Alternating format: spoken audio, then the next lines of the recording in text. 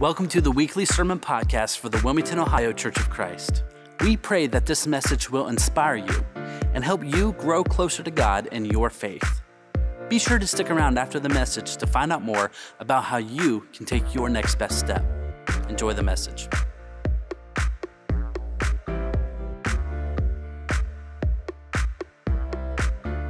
Welcome to Wilmington Church of Christ. My name is Dale. This is a great day to worship. Our worship hour is going to be a little bit different.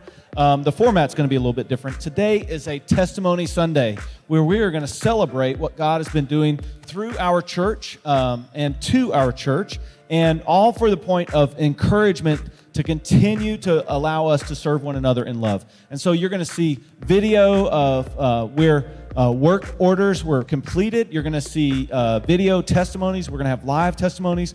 We're going to move into communion. We're going to sing and praise God for what He's doing. But this is just a really spectacular, wonderful celebration Sunday about how our church is acting, serving one another in love, acting like the church.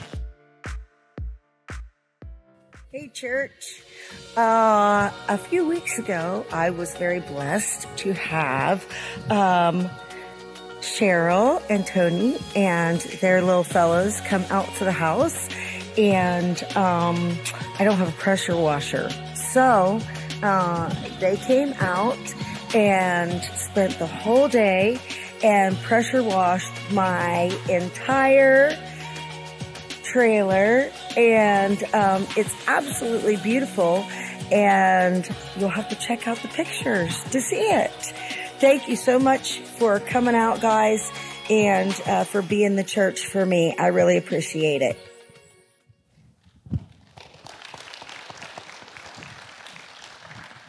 I love that statement, being the church for me. Allow me to introduce you to one of my good best friends, Ron Dupero, and he is going to tell us a little bit about himself, a little bit of his history, and something about Be the Church.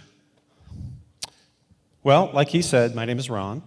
My wife and I moved to Wilmington, I'm really bad at remembering dates, but 7 or 8 years ago, and started attending church here.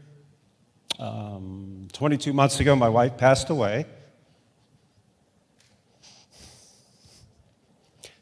Last time Dale made me cry. This time I'm doing it by myself. So, I got to say, I love hearing about how our church is moving and operating, how God's working through our church. But one of the highlights of my day is making you cry. Absolutely. So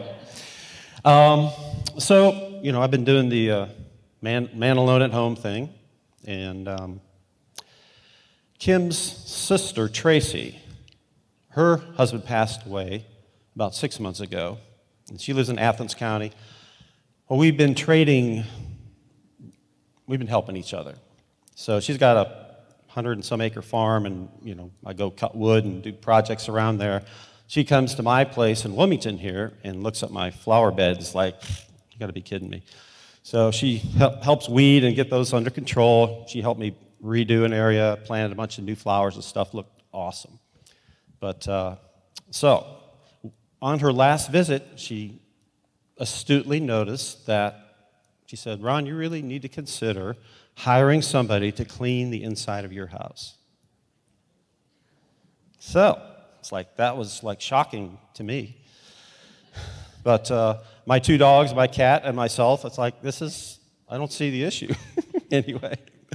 So not too long after that, I got a phone call from Cheryl Brockmeyer, and she said, hey, we are looking for people that we could help do projects around your property. Have you got anything there that we could help you with? And I didn't even think about cleaning my house. I mean, that was just kind of silly. But I knew my windows had not been washed for about 100 years. And so I thought, do you guys do windows? And so she said, well, yes, we'll do that. So she said, I'll put you on the schedule. So a few weeks went by, and then I got a call from Jennifer, and she said, hey, we've got a crew of 5 workers that want to come and clean your house. I was like, well, I agreed to window cleaning, but I have confirmation from my sister-in-law that my house needs to be cleaned. So I'm like, sounds good. Well, that was kind of hard for me to accept.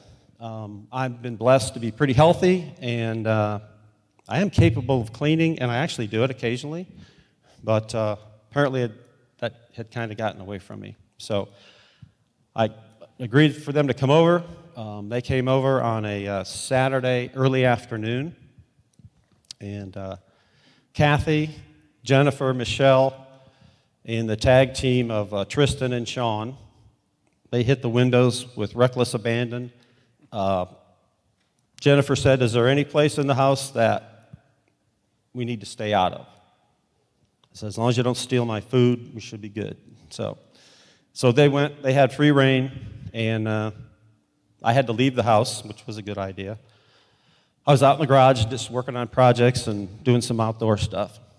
But they spent like 3 hours just cleaning. It was crazy. When they were finished, Kim would have been amazed. But I felt like me and the dogs really couldn't go back in the house. So I had to talk to the dogs about, now you guys, you need to start shedding outside. You know, it's okay. I know you got to shed. If you just do it outside, that would be a whole lot better. And I have a cat that's totally deaf, so the sign language, I don't know if he got that message or not, but anyway. So we went back, we started living in this clean house, and the dogs gave it a thorough sniffing because this was totally new. And you mentioned that it was difficult for you to accept help. And part of what we're trying to do is encourage our church to serve, but sometimes we need to know where to serve. What would you say to us to encourage us to ask for help? Because that's hard for anybody. So how can you encourage, because we have so many people that want to serve. We want to be activated. We want to go help. We have so many people that want to do that.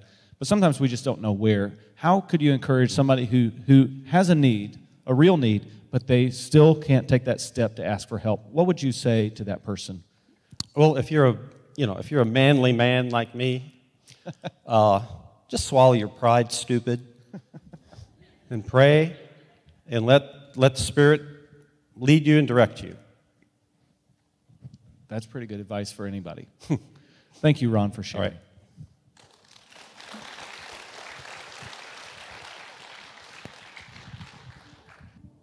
My story started last November when I was trying to carry some things in from the garage to the house, and I fell and broke my humerus, which I'm still not laughing about.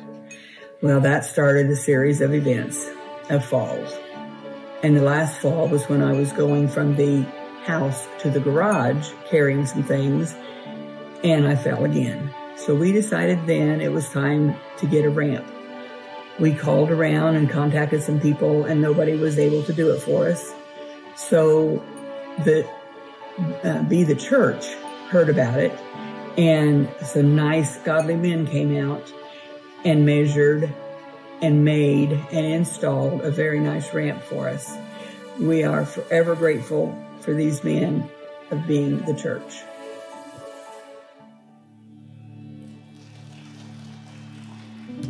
I've been helping out the church with the Be the Church month. For those of you that don't know what that is, it's doing things for our fellow church members that they can't do for themselves. And Nick asked me to give my testimonial about doing that work, and I was hesitant. I don't really want to do that. You know, I'm not looking for glory or thanks or a pat on the back for it. My wife, who's my boss, talked me into this, so this is why I'm doing it. You know, and doing these things gives me a little bit of gratification. But most importantly, I think it's Romans 13:16 says to give.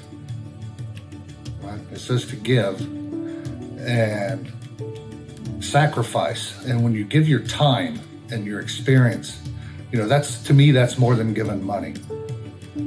That verse, I believe it ends with, this pleases God, right?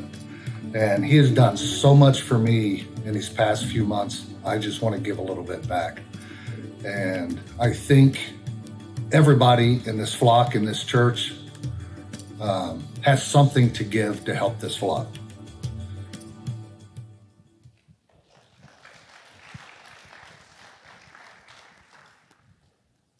Let me introduce you to Michael Deasy. Mike, tell us a little bit about your connection and when you started coming here and attending, what you serve here almost every Sunday, and a little bit about the service project you were able to participate in for Be the Church.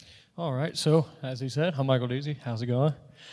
So I've been coming to this church for close to 10 years now, and when I grew up actually in Indiana and came over here because I wanted to pursue other interests and college opportunities, but so I always actually wanted to participate in the church and help out and see behind the scenes and just get involved. It seemed like a cool place and fun, and it's always something new. Just this, the scripture is the same, but the experience, looking for that church home, boy, does it hit you when it hits you, because I've been looking for years. I'm almost 30 years old, and this is definitely my church home, So much that I felt compelled to come back for, 10 years straight, so.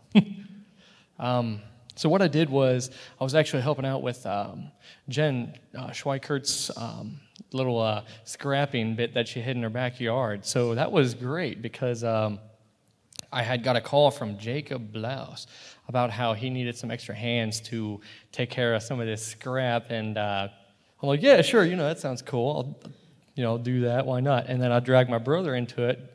He doesn't know about that yet, but that's okay, he'll have fun. So that was cool. So we get there, and wow, that was quite a bit. I'm sure you might have seen some of the pictures there. That was pretty good. But it was cool because I'm surprised how much we got. Yeah, we totally filled that truck up. Like, holy cow, we got so much. And then that felt really cool to me because, the cleaning part is great, but it's the fact that I was helping out and actually not just serving the church, but helping the congregation, getting involved with people personally, the same people that I go to the church here with. And so it really feels like I'm getting on a personal, loving level with my congregation, so that was its total own reward. Totally humbling. You said you brought your brother with you. He doesn't attend here. Not yet. Not yet. That's it. What did he think about you going and helping him moving scrap metal for somebody else? So he actually liked that. Granted, he just graduated from high school, so he's looking for opportunities. And I told him, say yes to opportunities, And he's like, why are you so hyper about this all the time? I'm like, dude, because it's like elevating worship, man. When you say yes to opportunities and you're praying, Sorry, that was a little loud, man. I got the hype in me, man. Anyway, but it's so cool. You say yes to the opportunities because the memories you'll make and the doors that'll open. And as I described it in first service, it's like walking with the Spirit, just the more you practice it, oh my gosh, it's like such a hype. It's so great and rewarding. And he was ecstatic about it. That was going to be my next question. You are enjoying serving, and that's one of your gifts, to serve. You're Absolutely. very generous with your time and energy. I was going to ask you, I think you said it, what would you say to encourage somebody who is, they're on the line about serving, they're getting ready to serve, they want to serve? What would you tell them to encourage them to step out and do it? It's not always the easiest choice to make for someone on just about anything. I think we can all agree on that. But if you're looking to serve, there's so many surprisingly open opportunities and the ways you can do that, even if it's just helping someone out, such as the donating to the Father's Kitchen, for example. It's a great way to help, believe me. The circle goes round, and it really pays and delivers, Mike, thank you for sharing, and thank you for serving. Absolutely. Hey, thank you. Hi, my name is Francine Funk. I am really blessed and thankful for this handrail that was installed by Ed and Jeff for our back door to help myself and my daughter get up and down the steps. It's been a really rough summer for us. I've had some health issues that continued, and she got hurt and has not been able to walk all summer. So hopefully next month she can start putting pressure on her foot, and she's going to get a lot of use out of this handrail. So thank you very much, church, for everything you've done. You're a great place to worship, great people, and I love you guys all. Thanks again. Hi, my name's Tanya West. My mom, Barb Little, my granddaughter Lila, and I live here. We spend a lot of time outside enjoying God's beauty. Mom especially enjoys her quiet time out here in the morning with a cup of coffee. We noticed over time that our deck was getting that grungy kind of thing going. Well, we tried to figure out what we were going to do, who we could call, how we were going to get it done. And about that time, Be the Church was announced. A little humbling to ask for help, but we filled out the application, and lo and behold, a couple days later, we got a phone call from a lady in our church who said that she and her son would love to come and power wash our deck. So we set up the day. They came that morning, took their morning and power washed, and the deck looks absolutely beautiful. They did such a good job. And so we are really, really thankful. We appreciate what they did, the time that they gave, and learned along the way that if you can't ask your family, who can you ask?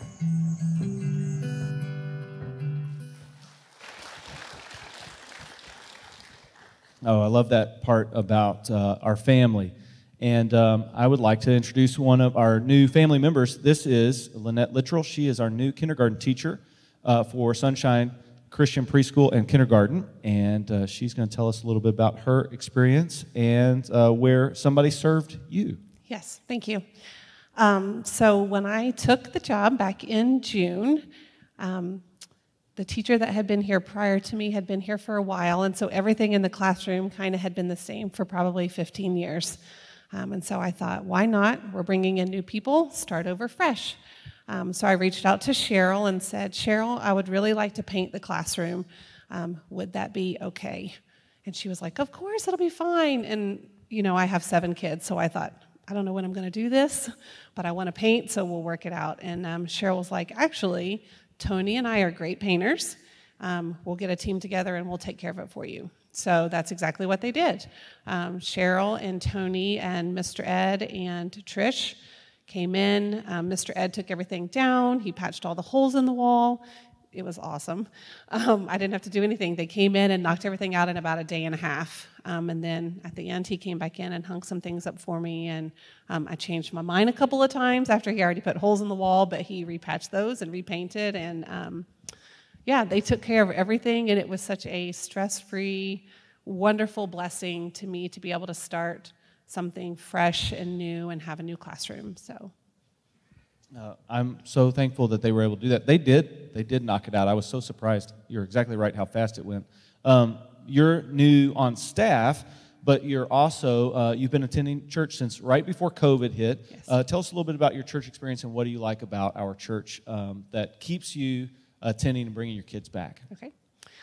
So our children have gone to church here for a while at youth with Cheryl and Tony, and they have always loved it here. I was telling them earlier in first service, they're like parents to my kids. So if one of my kids gets mouthy, Miss Cheryl lets them know that it's not okay. So I love having that family feeling here. And so then COVID kind of shut everything down, and we watched online. And then when things opened back up, we just thought, we're going to give this place a try and see. We felt like the Lord was calling us in a different direction. And so we've ended up here, and this is where we've been. So.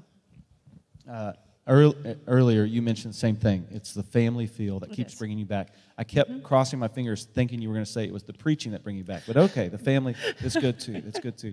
Lynette, I'm so thankful that you were able to share your testimony with us today. And thank you so much. Mm-hmm. You're welcome.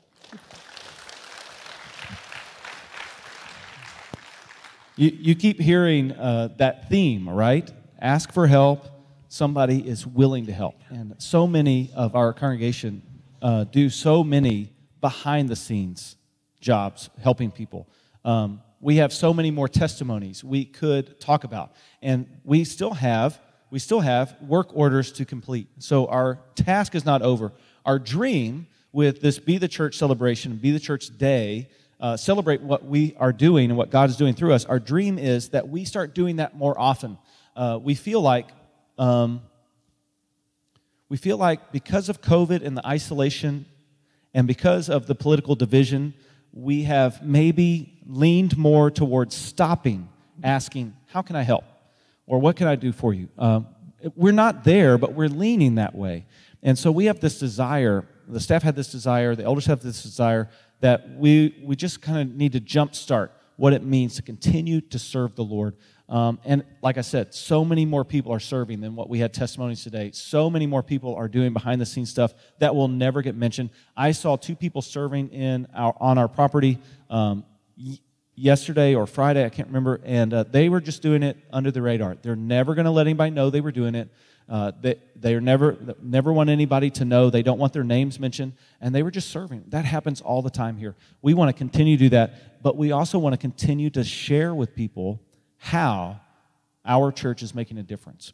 One of the ways that our congregation made a difference is through the Kentucky disaster relief that we did just a couple of weeks ago, and we have a video from a couple of different churches that want to say thank you to our church for serving. Would you take a look at this video? Last year, we prayed about what it would look like to not just be a church that reacts, but a community that reacts when people are in need. And since then, we have been able to respond by collecting disaster relief items and getting them into the hands of the people who need them.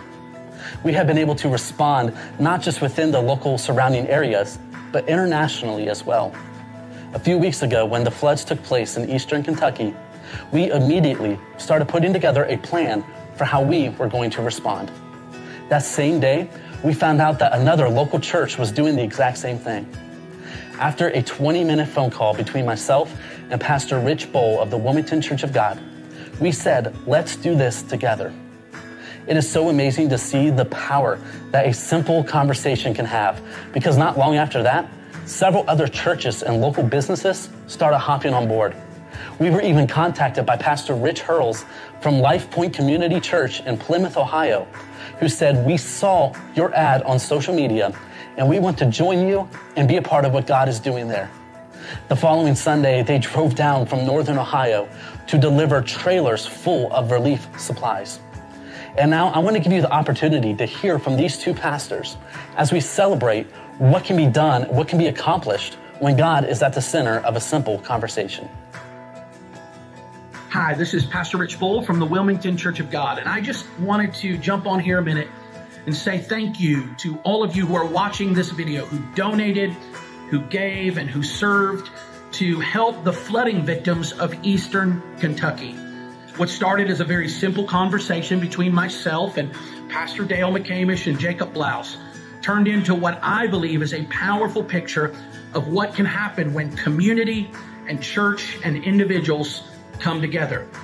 Because of that conversation and because of the partnership of so many in the Wilmington community, we have been able in the last 4 weeks to send 7 truckloads of necessary items to Kentucky. It's 168 pallets that equals somewhere between $15,000 and $20,000. Items like water and food, shoes and clothes, personal hygiene items and cleaning supplies and other items. We're so thankful that we've been able to do that. We're thankful for R&L Trucking, who took every one of those semis for us free of charge and delivered it to the distribution sites. So thankful for the Roberts family and for their support in helping us to meet needs in Hazard. We're so grateful for the churches in our community who participated, for the Wilmington Church of God family, for the Wilmington Church of Christ family, for the Faith Lutheran Church family. We're so thankful for the Life Point Community Church in Plymouth, for our friends at Trinity Full Gospel Church in Sabina, We're thankful for Pastor Josh Butler and our friends at the Kings Point Church of God in Mainville, and then for Pastor Virgil Hawkins and the folks at the Port William United Methodist Church. And we're so grateful for each and every individual who was not seen, who stopped at a distribution site and gave something to help these amazing individuals. So thankful today for the Elizabeth Looney family and for Greg and Renee Lapine for helping us to connect with David Licklider and Family First in Hazard, and to helping us with Pastor Mike Smith and the folks at the Maple Street Church. These are the individuals who have been distributing our goods to thousands of individuals. So today I just wanted to say thank you. I wanted to say continue to please pray for the families and the individuals of Eastern Kentucky. I went there, I saw it firsthand. I've never seen such destruction or devastation, but I have also never seen so much resolve and so many people working together to take what was meant for devastation and destruction and to turn it into good. God has been so good to us. I'm so grateful for each and every one of you. Thank you again for giving, and continue to pray for Eastern Kentucky. God bless. Hello, my name is Pastor Rich Hurls. I'm here in Plymouth, Ohio at Life Point Community Church. The week that the flood took place in Kentucky was a very, very sad week for so many people. I got a phone call from one of my members saying that her brother was killed in the flood. At that time, I jumped on board and began to tune in as to what was going on. I got another phone call from a member that says, hey, I'm ready to help, and we have people that want to help do something. So over the next few days, we began to pray and coordinate a trip in order to help those victims. I came across the Facebook page of the Wilmington Church of Christ, Pastor Dale, and I left a message on his answering machine at the church on Saturday evening. And on Sunday morning early, I was in my office, church office, and he called and we chatted several times and said they had a semi-truck ready to go the following week. So we coordinated with various people, even the Amish community and those from the Amish churches who were willing to help. And we were able to fill 3 trailers full of goods that went to the flood victims. 2 of those trailers, obviously, went to Wilmington. We drove those there, and as we got there to the warehouse, Pastor Dale and a large crew of people were there to help us unload our trailers in a very timely fashion. And it was amazing to see how God worked all of that out. And we also were able to send about $11,000 on top of those 3 trailer loads. I say all of that to say this. I believe that God allowed us to reach out to this ministry that you all have by looking at your Facebook page. And it was amazing as to how we were able to connect. And you guys were able to accommodate us by letting us join with you all at the warehouse there in Wilmington. Thank you, the Church of Christ in Wilmington, for what you're doing. Your ministry is amazing, and we're glad to be a part of what took place over the last few weeks. God bless.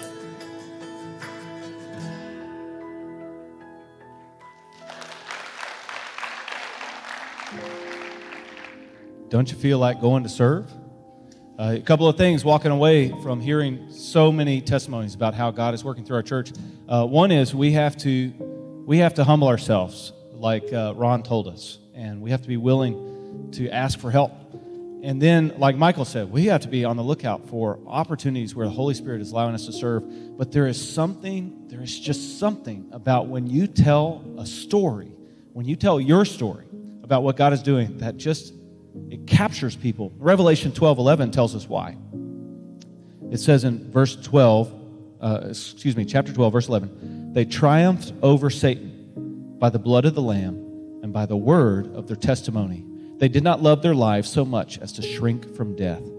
There's something so powerful that when we combine our testimony with the blood of the Lamb, the sacrifice of Jesus, the reason why we love each other, the reason why we serve in love, when we combine that with it just creates change. It creates transformation. It just draws people closer to God. We get to keep doing this. We hope you have enjoyed this message. If you need someone to pray with you, talk to, or maybe you just want more information about our church, Be sure to fill out a Connect card so we can reach out and help you take your next best step. Thanks again for joining, and we will see you back here next time.